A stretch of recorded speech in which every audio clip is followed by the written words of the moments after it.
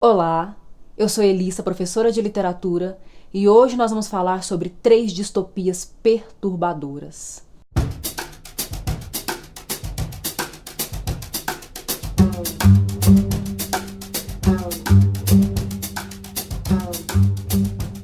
Hoje eu volto com uma lista, mas não é uma lista agradável, é uma lista um tanto quanto incômoda, porque nessa lista eu trago 3 distopias perturbadoras. Ao me referir a essas distopias como perturbadoras, eu sei que eu estou cometendo uma redundância, porque a distopia por si só é realmente angustiante, é incômoda. Mas das distopias que já li, estas 3 são as mais perturbadoras. A distopia é um gênero literário que contrapõe, que faz uma oposição à utopia. A utopia é um tipo de narrativa que se passa numa sociedade, que se passa num lugar em que tudo funciona às mil maravilhas. Tudo funciona perfeitamente bem, todo mundo é feliz, vive em paz e em harmonia. Entretanto, a distopia, por sua vez, traz também uma configuração social que parece pender muito para uma felicidade, para uma harmonia, para o estar às mil maravilhas, mas na verdade há uma ruptura, há uma dissonância aí em relação ao conceito de utopia.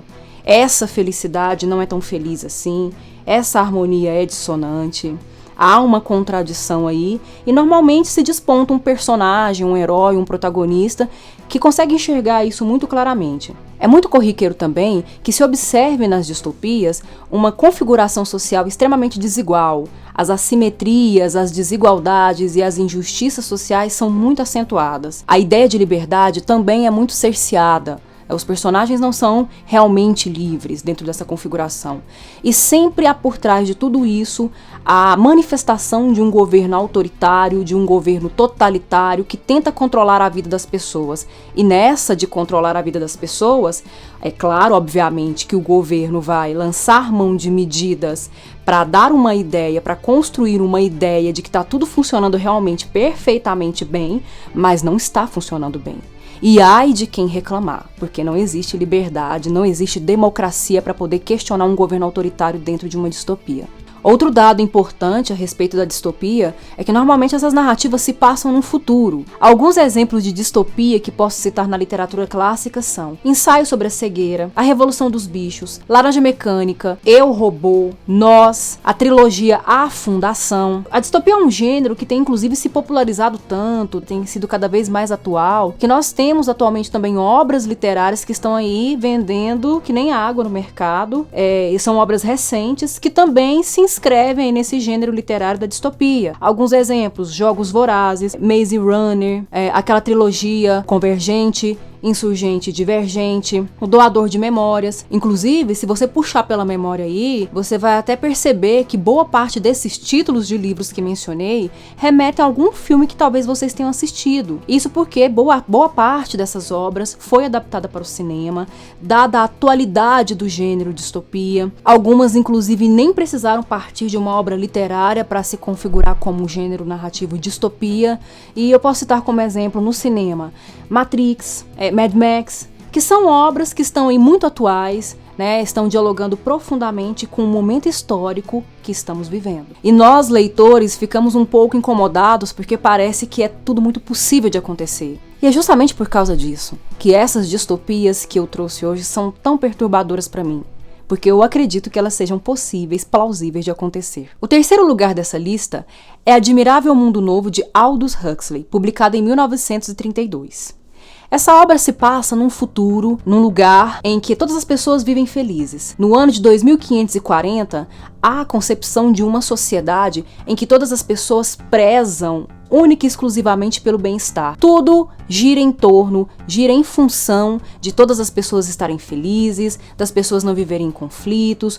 Tudo quanto é tipo de treta, de dor de cabeça, de conflito é evitado dentro do contexto dessa narrativa. Ocorre que esse estado de coisas é controlado por um governo que não quer ter problemas, não quer ter dor de cabeça, não quer perder o seu tempo controlando a insatisfação das pessoas. E aí, dentro da narrativa, existe uma droga chamada soma, que é responsável mesmo por controlar essas emoções, controlar esses sentimentos, imagine uma sociedade na qual você não sente amor, paixão, ciúmes, raiva. Então qualquer tipo de sentimento que possa ser ambíguo, que possa provocar algum tipo de conflito, de angústia e dúvida, são totalmente podados, são totalmente anulados pelo uso dessa droga. É o controle mesmo que o governo vai exercer sobre os cidadãos desse local. Além disso, o controle do governo é tão severo que ele começa antes mesmo das pessoas nascerem. Existem fábricas onde são reproduzidos seres humanos, são atendidos, são assistidos dentro desse processo de fabricação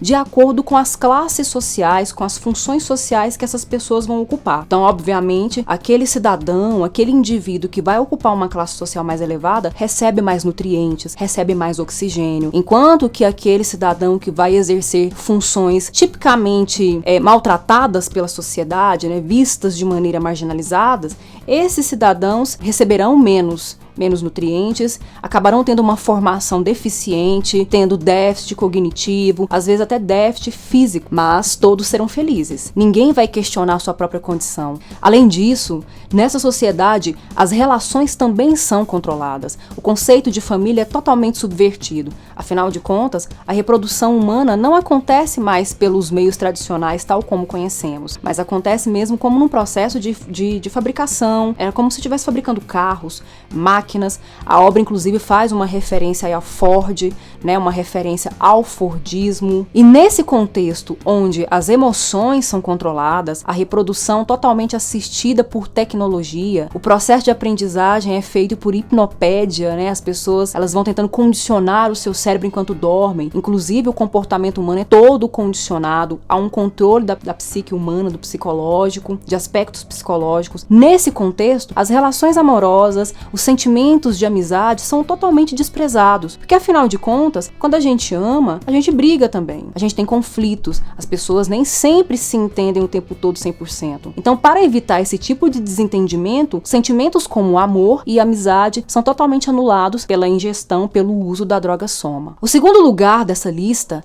é 1984, de George Orwell, pseudônimo para Eric Arthur Blair. Publicada em 1949, essa obra, assim como Admirável Mundo Novo, apresenta intenções futurísticas. É uma obra que também se passa no futuro, porque, afinal de contas, tendo ela sido publicada em 1949, o título remete ao ano em que essa narrativa vai se passar, que é 1984. Entretanto, mesmo para nós hoje, essa obra estando no passado, ela ainda carrega para nós aspectos futurísticos e principalmente ligados àquilo que eu tinha falado no início, de uma plausibilidade que as distopias trazem de acontecer, a possibilidade de acontecimento. Aqui, nessa narrativa, nós temos uma sociedade, uma Londres, que é identificada na obra por outro nome, é uma cidade, um país, que é totalmente controlado novamente por um governo totalitário, e esse governo é representado por uma figura chamada de Grande Irmão, em inglês o Big Brother, e o slogan desse governo é: o Grande Irmão está de olho em você. Isso realmente, de fato, se concretiza dentro da obra, porque afinal de contas, as ruas, as casas, todos os estabelecimentos, eles são completamente vigiados o tempo todo, constantemente vigiados por teletelas. Teletelas são objetos, são dispositivos dentro da narrativa que têm o poder de captar imagem, têm o poder de captar movimentos, captar o som dos cidadãos, das personagens que estão envolvidas na cena, e também tem a capacidade de interagir com essas pessoas, transmitindo programas que sejam do interesse do governo, que tenham interesse mesmo de continuar com esse processo de lavagem cerebral que a obra apresenta. Além de todo esse cenário que já logo de cara se apresenta tão perturbador para nós, nós temos também o protagonista que trabalha numa instituição responsável por deturpar e muitas vezes até mesmo apagar, anular a história. Notícias históricas, documentos e fatos são covardemente manipulados por membros desse governo totalitário.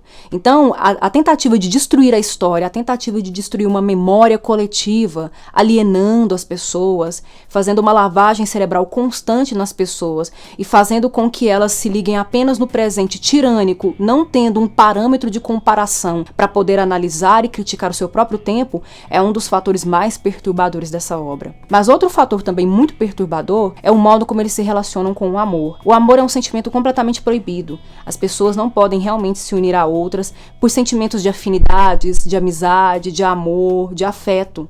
E aí, o grande conflito, ou um dos maiores conflitos que nós temos na obra, é quando o nosso protagonista se apaixona.